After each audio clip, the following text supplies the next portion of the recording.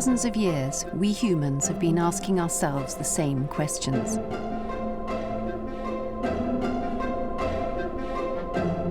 Who put us on this earth, and what do we believe?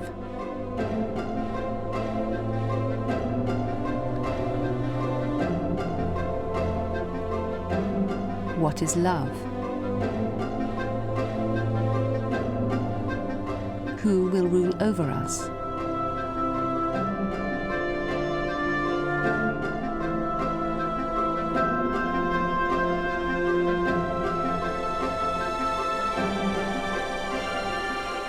Is there life after death?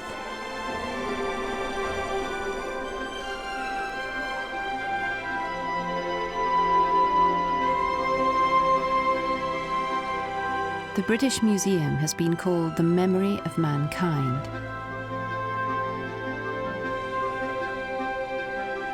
And here each one of us can find our place in the histories of our world.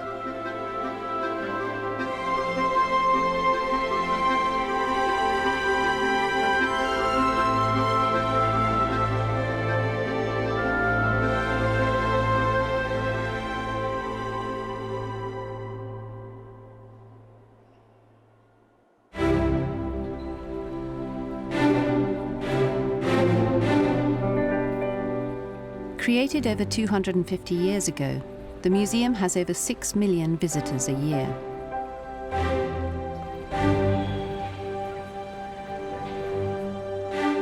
It exists to tell the stories of humanity. From civilizations which disappeared thousands of years ago, and from the world we live in today.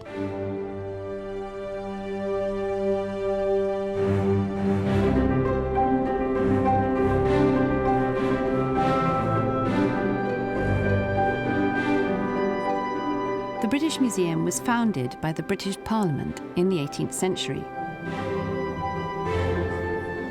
It was the very first national public museum in the world, open to all people and dedicated to increasing understanding and knowledge.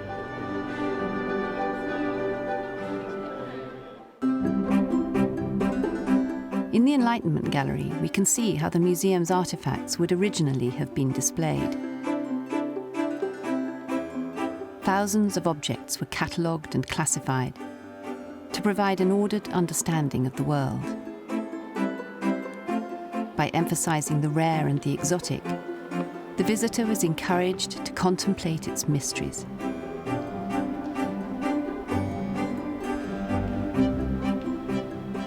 The museum's founding collector, Sir Hans Sloane, was a physician and naturalist who collected a huge variety of objects. Much of the early collection was formed from natural history specimens. There were once stuffed giraffes on the stairs. This set of shells from the Pacific and North America are now part of the Natural History Museum collection and have been returned on loan.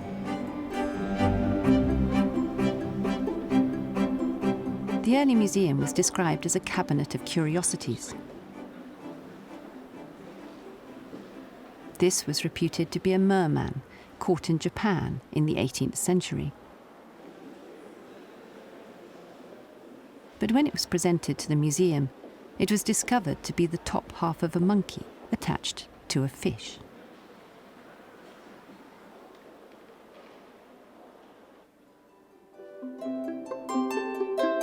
This rolling ball clock dates from about 1820.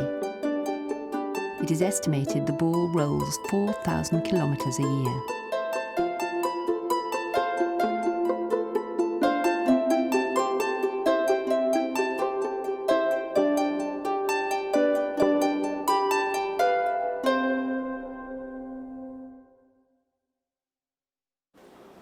The Enlightenment Gallery gives an idea of the enormous hunger for knowledge which gripped people when the museum was created.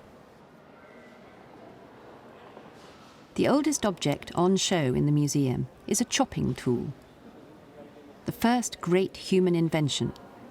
It was made in Africa nearly 2 million years ago. a multi-purpose butchery tool, it enabled our earliest ancestors to compete with animals. From now on, human behaviour would always be connected with things. It's sharp enough that you can just hold it with 2 fingers and a thumb, and I think it's wonderful. You chop open the bones, you suck the marrow. You chop open the skull, you eat the brains. I'm sorry it's disgusting, but that's how people used to live.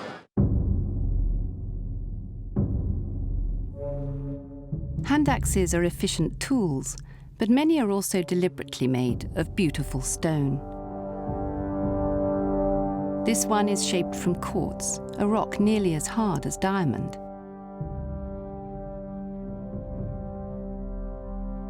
Even over 1 million years ago, our earliest ancestors cared about how a thing looked. The Egyptians knew very well how to carve beauty and power from stone. The Egyptian Sculpture Gallery holds monumental pieces from the time of the pharaohs. These were made to remind the Egyptian people of the grandeur and godly qualities of their leaders.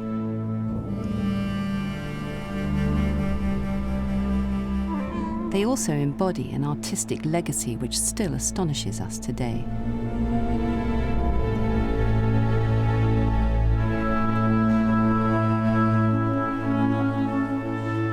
The Egyptian Mummy Gallery is the most popular in the museum. Visitors are fascinated by the elaborately crafted and painted coffins containing the preserved bodies of ancient Egyptians. They believed that complex funeral preparations and rites would ensure the safe passage of the individual from earthly existence to immortality.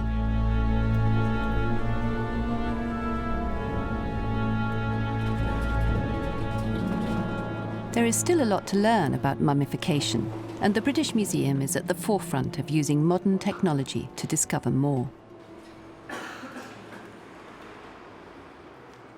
The mummy of the priest Nesperenub has been the subject of a groundbreaking experiment.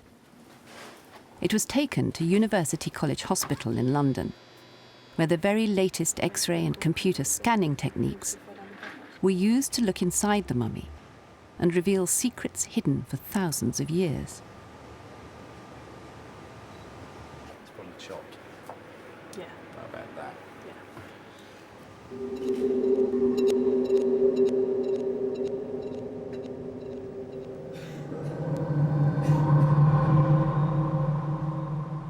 John Taylor is from the museum's Department of Ancient Egypt and Sudan.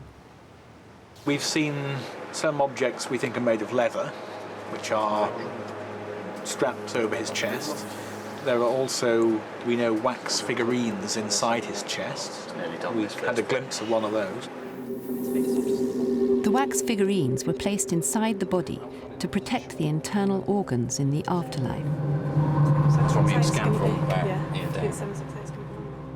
Small beads and amulets can be seen beneath the wrappings. But the scans reveal something else, which is quite mysterious. There's a bowl on top of his head. Very strange. You just don't find that normally in mummies. The images show that very unusually, he was mummified with a shallow, irregular-shaped bowl on his head. This doesn't fit with anything we know about embalming. The team think that perhaps during the embalming process, the bowl was placed under Nesperenub's head to catch surplus embalming resin and stuck there. Could this be an embalmer's mistake, which passed unnoticed for nearly 3,000 years until now? What was going on in the embalming workshop when he was there on the table? Did something happen? Did something go wrong? Is that how this bowl became stuck to his head? So more information about that would be really useful. This continuing research provides unique insights into the complex process of mummification and life in ancient Egypt.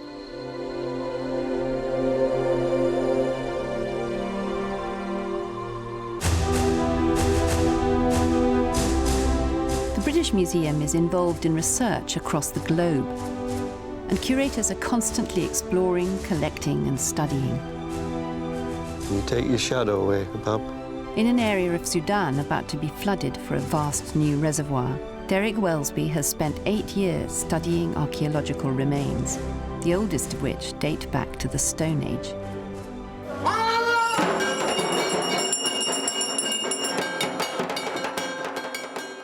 In India, Richard Blurton spent time researching the Hindu Durga festival before bringing the festivities to the museum the following year.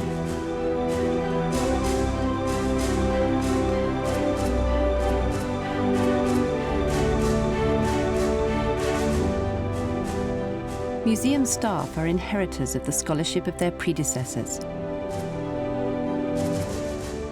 who often made extraordinary discoveries which completely transformed our view of the past.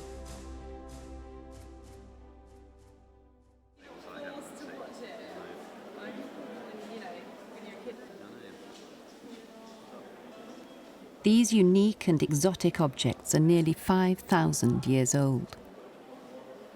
They come from the Sumerian city of Ur, in what is now Iraq, and were recovered by one of the most famous archaeologists, Leonard Woolley.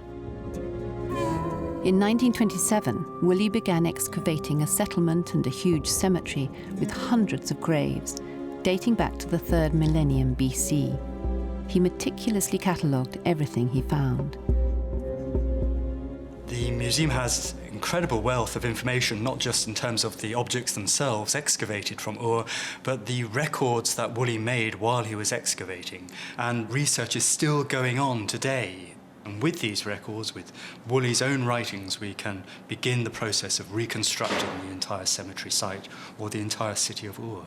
And because the first urban societies developed in ancient Iraq, they are really the roots of the modern world. This is known as the Standard of Ur.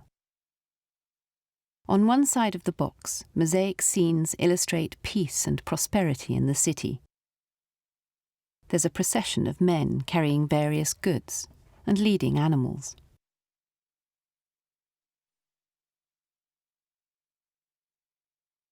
Above them, a king, bigger than everyone else, drinks with his officials, entertained by singers and a musician. The other side shows a scene of battle. The army of Ur charges the enemy. Their chariots are among the earliest depictions of wheeled vehicles. Prisoners are shown being brought before the king.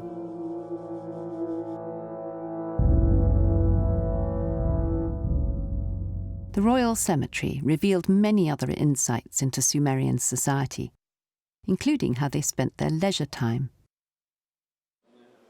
This is one of the oldest board games in the museum. It was a race game for 2 players, who competed to move their pieces from one end of the board to the other. Here we see some of the jewellery worn by the women buried in the royal graves.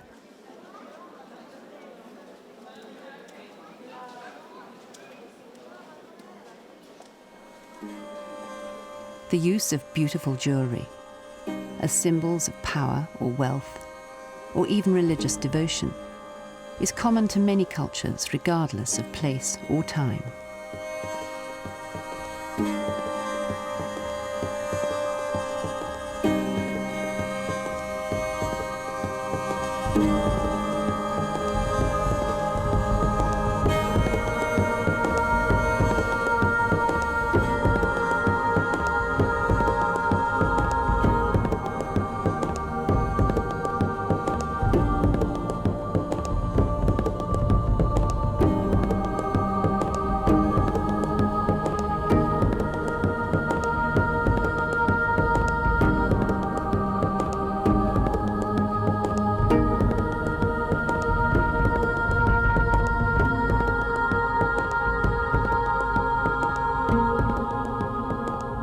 But the museum is also interested in everyday things, which may have little monetary value, but are of enormous importance in telling us about how we live.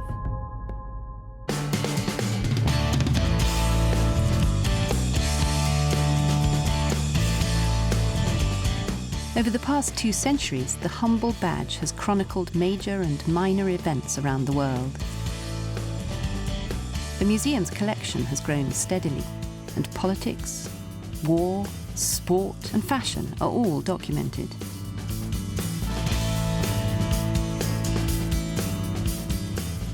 Some people may be surprised that the British Museum collects badges, but the subjects that they cover are very varied, and each one acts as a document of a moment in time. They're important for social history, for political history, and I think the excitement about them is that although they're made in large numbers, and some of them are made in very large numbers indeed, each one would have been worn by an individual at some point, and for that individual, that badge was carrying a very important message.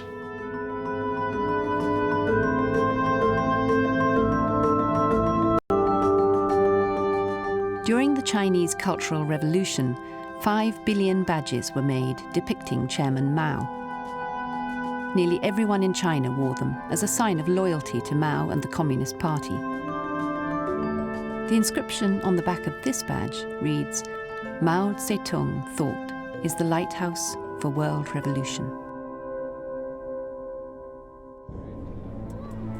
Another example of political propaganda, but from 2,500 years ago. This clay cylinder is one of the most famous pieces of cuneiform, an early system of writing made by a reed or wooden stylus on clay. It was written down for the Persian Emperor Cyrus to justify his conquest of Babylon in 539 BC.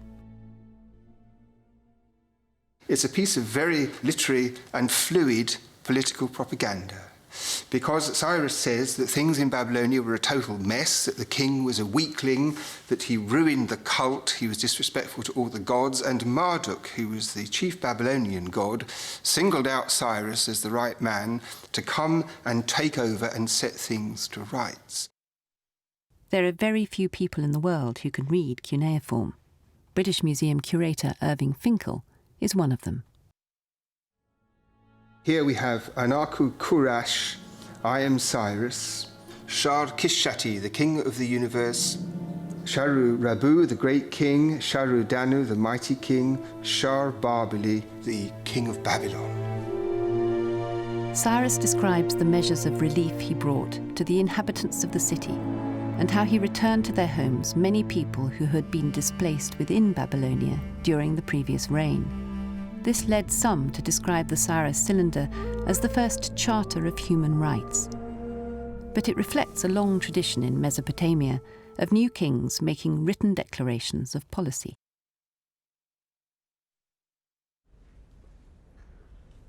The British Museum has around 130,000 cuneiform tablets. Of these, only about a fifth have been translated, so there are still many years of work ahead.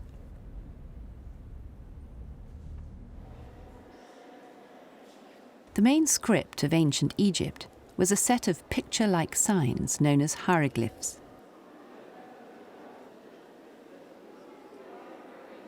Although they were used until the 4th century AD, all understanding of them had been lost until 1799, when a stone containing a decree from 196 BC was discovered. The Rosetta Stone is perhaps the most famous object in the British Museum. It was found by Napoleon's army during his invasion of Egypt, then passed to the British after Napoleon was defeated. The inscription on the Rosetta Stone records the decision of the Egyptian priests to establish a royal cult worshipping the boy king Ptolemy V. The decree is inscribed on the stone 3 times in 3 different scripts. At the top it is written in hieroglyphs. The middle band is the decree written in Demotic, the everyday script used in ancient Egypt, and the layer at the bottom is the same decree but written in ancient Greek. Gradually scholars were able to use the Greek inscription on this stone to decipher and read ancient Egyptian. This in turn opened up our understanding of 3,000 years of ancient Egyptian written culture.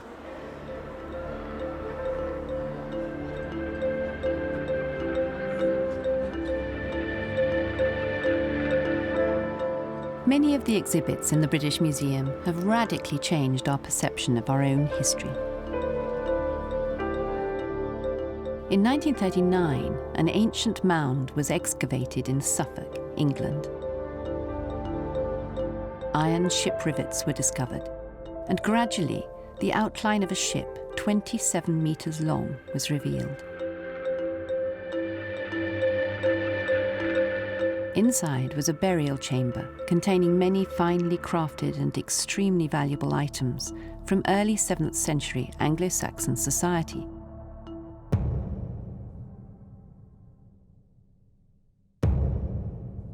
This was a warrior's burial. Perhaps a king, but exactly who he was is still a mystery. The helmet is a haunting sight. The bronze eyebrows are inlaid with silver wire and garnets. Placed against the top of the nose between the eyebrows is a gilded dragon head that lies nose to nose with a similar dragon.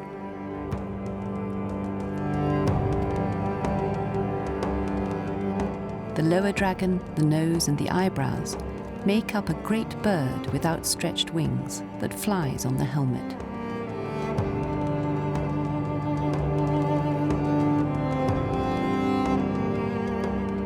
The warrior's magnificent gold buckle is decorated with images of writhing snakes and beasts.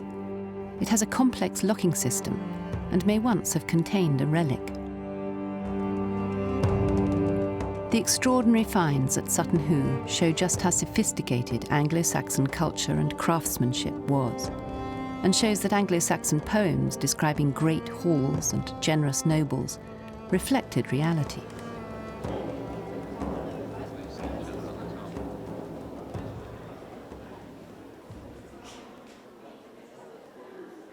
A great deal of what we know about our past comes from human burials. Not long after the high-ranking Anglo-Saxon was laid to rest, on the other side of the world, a Chinese official was buried with these ceramic tomb figures, which he believed would serve him after death. The figures are reputed to be from the tomb of Liu Ting-shun, an important military commander who died in AD 728. Two fierce guardian figures, usually seen at the entrance to temples, lead the procession. They are followed by military figures and two officials, one of whom may represent the deceased. At the back are two horses and two camels, reflecting the wealth of the famous Silk Road, which linked China to the Mediterranean.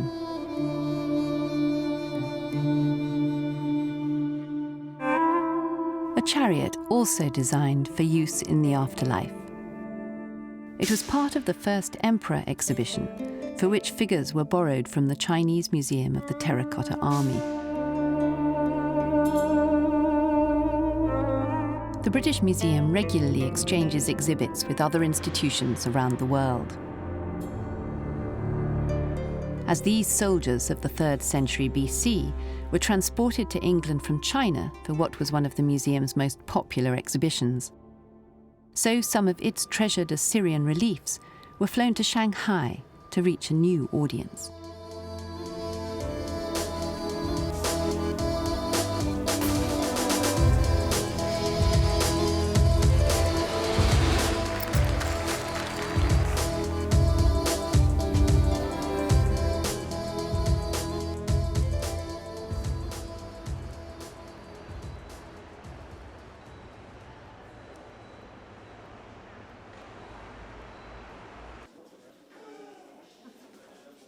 Many of the most beautiful and striking objects in the museum reflect the beliefs of societies that have long since disappeared. The Mexican gallery celebrates the distinctive cultures that flourished in that part of the Americas until its contact with Europe in the 16th century. The turquoise double-headed serpent is one of the great masterpieces of Aztec civilization. It is carved in wood and covered with precious turquoise mosaic. Thorny oyster shell was used for the bright red details and conch shell for the teeth. Turquoise was associated with the rain gods and fertility. Its use was mostly reserved for the ceremonial objects of priests and rulers. The serpent played a very important role in Aztec religion and was associated with several gods. But the arrival of the conquistadors brought an end to Aztec culture and beliefs, and the few mosaic pieces that survive are a poignant symbol of a lost culture.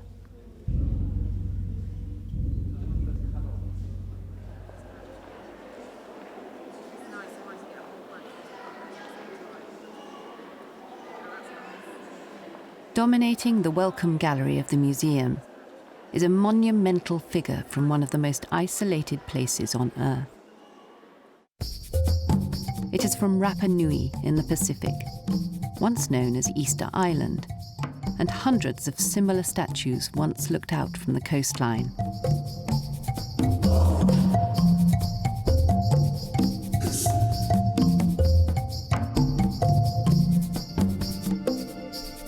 The figure, called a moai, is carved out of volcanic rock and weighs around 4 tons.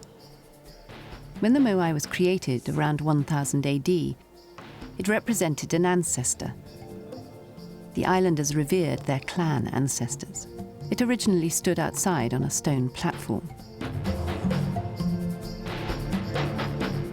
The carvings on the figure's back were added in the 17th century, when this figure became significant in a new belief system, focusing on a figure called the Birdman.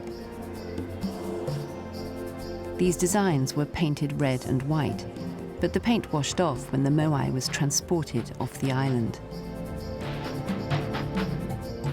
By the 19th century, the islanders had turned to Christianity, and all of the figures had been toppled.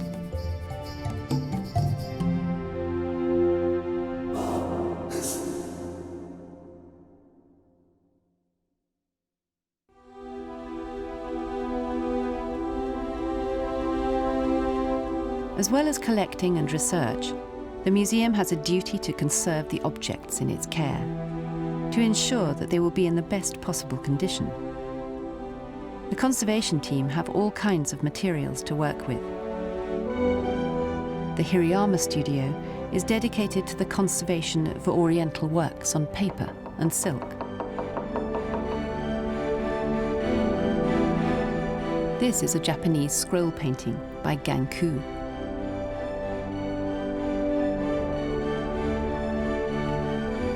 This Polynesian sail is one of only 2 left in the world. It needed to be cleaned, repaired, and placed on a large roller for safe storage in the future. And this is one of 12 cauldrons recently excavated in Britain. At the moment it is filled with clay, and it will be a slow process to reveal the metal vessel and any as yet undiscovered contents. This portable altar, made in Germany around 1200 AD, has required considerable attention. The conservation process also allows curators to re-examine some of the museum's most treasured pieces at close hand. The altar is decorated with small paintings and ivories. But in a cavity beneath the altar stone are supposed to be the remains of 40 saints. This is the first time I've seen it open like this, and I think it's extremely exciting, and also to explore what's contained within the central cavity, which contains a parcel of relics. 34 small parcels containing the relics of 40 saints. Most of them are small fragments of bone, and each saint is identified by this vellum tag, which carries the name of the saint. So, for instance, this one is Saint Benedict. We have a bone of Saint Agnes. We also have some hairs taken from the head of Saint John the Evangelist, which is probably the most exotic of the relics that have been collected here. Relics were of great significance for members of the medieval church, as they believed they carried the power to intercede between man and God.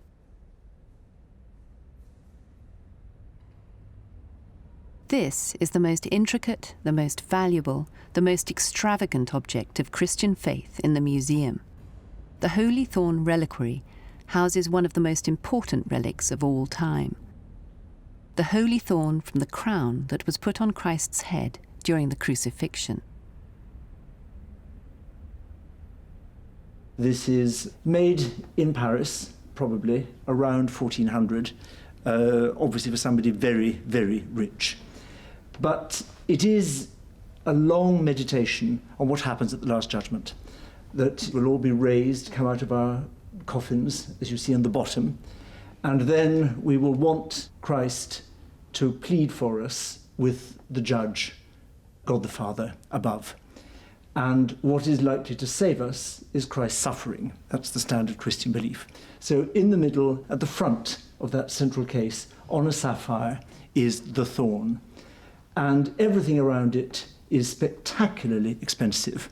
On either side of Christ, the Virgin Mary and John the Baptist in brilliant enamel and gold, and around them, the apostles looking astonished at what is happening.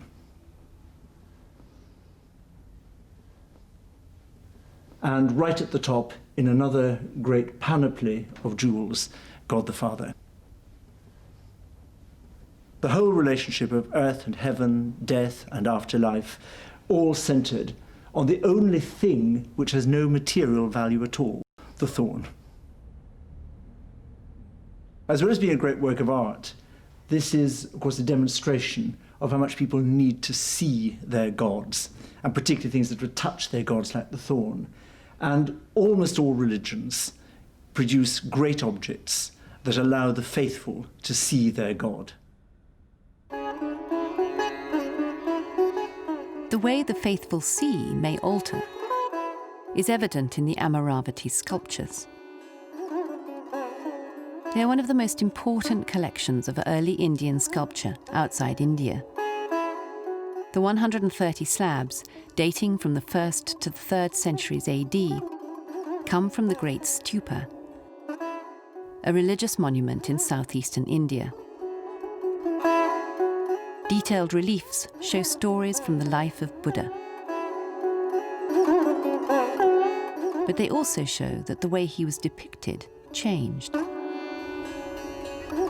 This top picture here illustrates the moment when the queen is dreaming of the birth of the child who's going to become the Buddha. And then below, you have the scene immediately after the birth. And the child is represented only by his footprints on this long swaddling cloth. So this is in the phase when the Buddha is not represented in human form. In early Buddhism, he was always shown as a symbolic presence. We have another piece in the collection, a piece that's actually from the 1st century BC, and it illustrates the moment where the Buddha reaches enlightenment. And here he's shown again by the footprints, and the footprints have 2 circles in the center, which are the wheel of the Buddhist law. Now, the same stone slab was recut, turned over and recut in the 2nd century AD, and it shows a big change in sculptural style and a change in how to represent the Buddha. And so here you see the Buddha in human form, and you have this new change in the iconography of how people relate to the Buddha.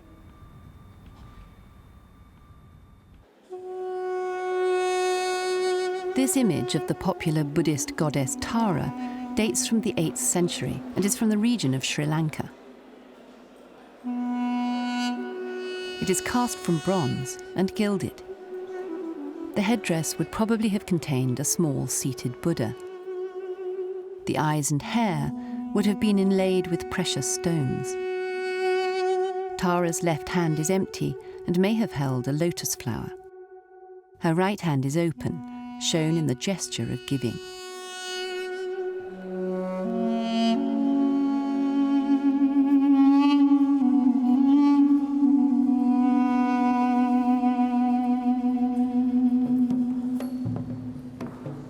Here, the Hindu god Shiva appears as the lord of the dance, Nataraja, in a ring of fire. Beneath his foot, he tramples upon the dwarf of ignorance, Apasmara. In Hindu belief, Nataraja appears at the end of one cosmic cycle and the beginning of the next, and is thus associated with both creation and destruction.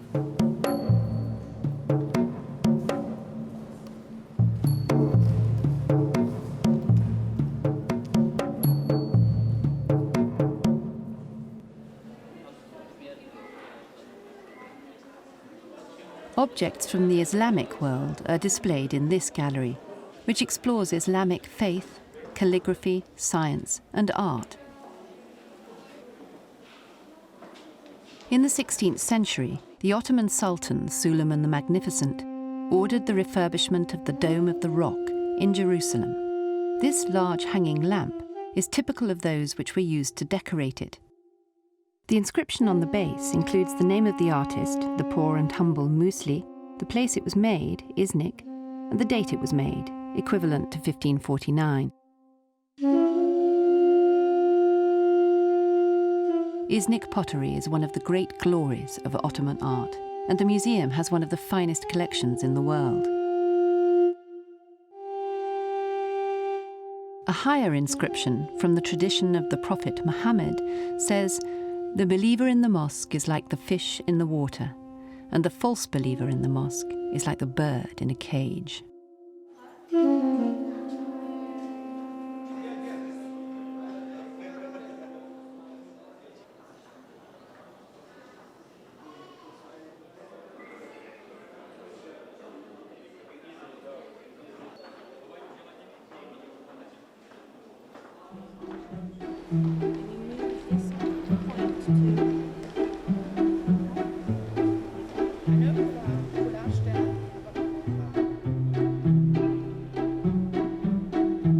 The British Museum has artifacts from across the globe and represents people and places from the past 2 million years. But its collection extends far beyond its 70 galleries. The National Collection of Prints and Drawings is one of the top 3 collections in the world. There are approximately 50,000 drawings and over 2 million prints, dating from the beginning of the 15th century up to the present day. The collection is always available to the public through the study room.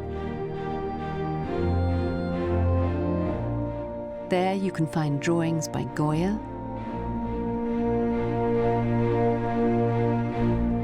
by Rembrandt, by Leonardo da Vinci,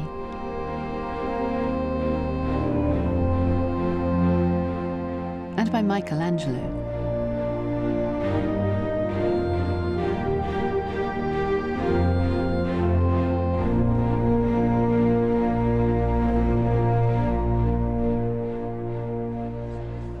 The museum also regularly displays works from its collection. The British Museum is the national collection of prints and drawings, and through prints particularly, you can tell not just the history of art at particular periods, but above all the history of a society. And what's so interesting about this exhibition of 20th century American prints is you can see all the big themes that America's had to confront in the 20th century. Racism, isolationism, the Depression, success, military victory, they're all there, addressed by the greatest artists in some of their greatest works.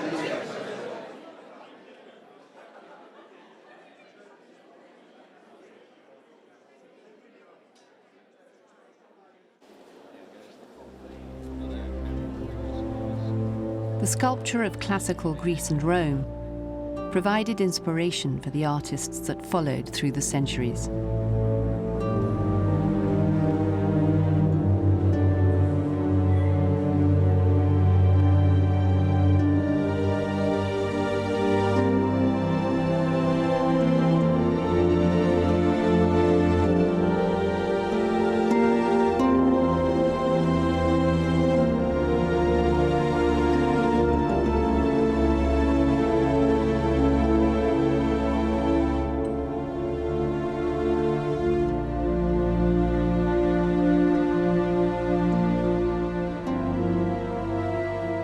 This is the Nereid monument, a tomb built around 390 BC.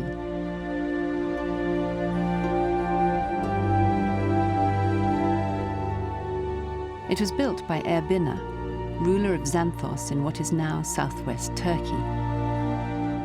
Although he was not Greek, he wished to be buried in a tomb that resembled a Greek temple of the Ionic order.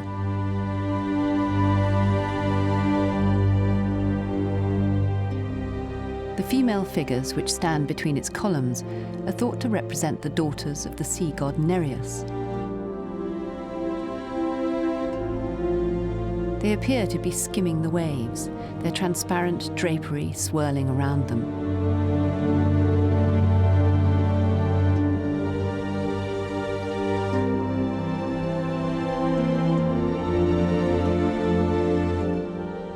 The monument was much influenced by temples of the Acropolis in Athens. The centerpiece of the Acropolis was the Parthenon, a temple dedicated to the goddess Athena. Here we see the sculptures that once decorated the outside of the building. The temple's great size and lavish use of white marble was intended to show off the city's power and wealth at the height of its empire. The frieze shows the 4-yearly procession of the great Pananthenaia, a festival in which the people of Athens brought a new woolen robe, or peplos, for the statue of Athena on her birthday. In the center of the east frieze, a man and a child face each other, holding between them the folded cloth that is the peplos. Athena is seated immediately to the right. The rest of the frieze shows the procession underway.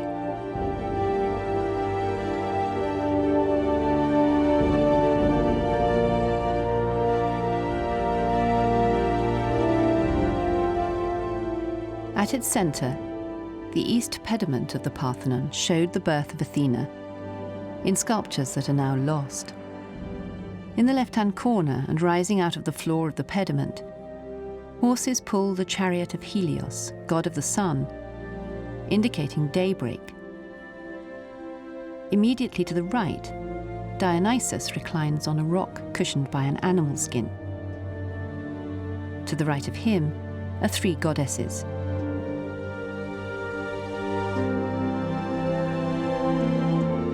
The central scene is missing, but we can see 3 more goddesses to the right of it. In the extreme right-hand corner, the chariot of the moon goddess, Selene, would have been shown sinking beneath the horizon. We can still see the head of one horse. It is perhaps the most famous and best loved of all the sculptures of the Parthenon.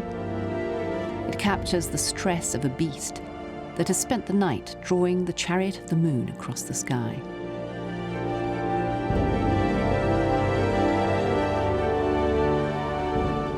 The sculptures of the Parthenon are great examples of ancient Greek art. And in the British Museum, they can be enjoyed as part of a bigger story of human achievement.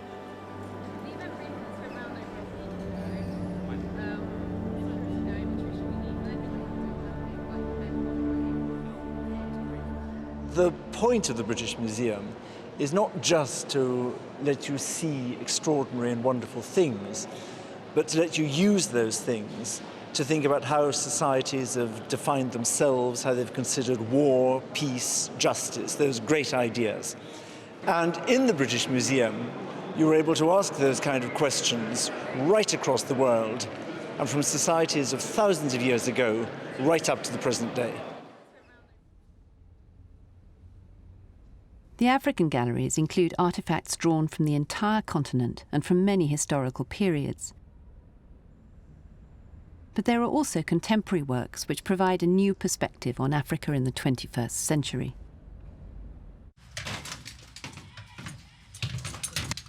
By the end of the Mozambique Civil War in 1992, millions of guns and other weapons had poured into the country. Mozambicans were encouraged to hand these over in exchange for items like ploughs, bicycles and sewing machines.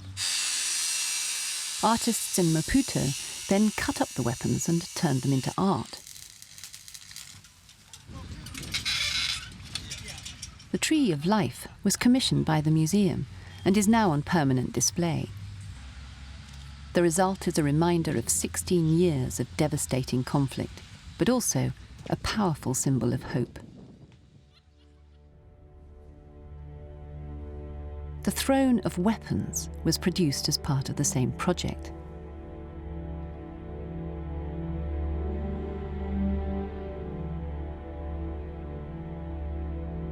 Russian AK-47s stand alongside parts from East European, Portuguese and North Korean guns and reflect the international nature of the arms trade in Africa. The throne has toured the UK and been shown in schools, museums, cathedrals and a prison.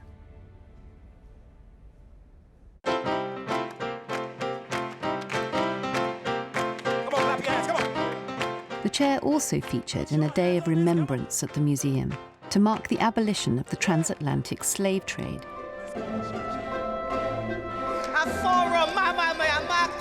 I will fight here till I die. The British Museum invites everybody to participate in special events, to debate issues and to celebrate the world's cultures.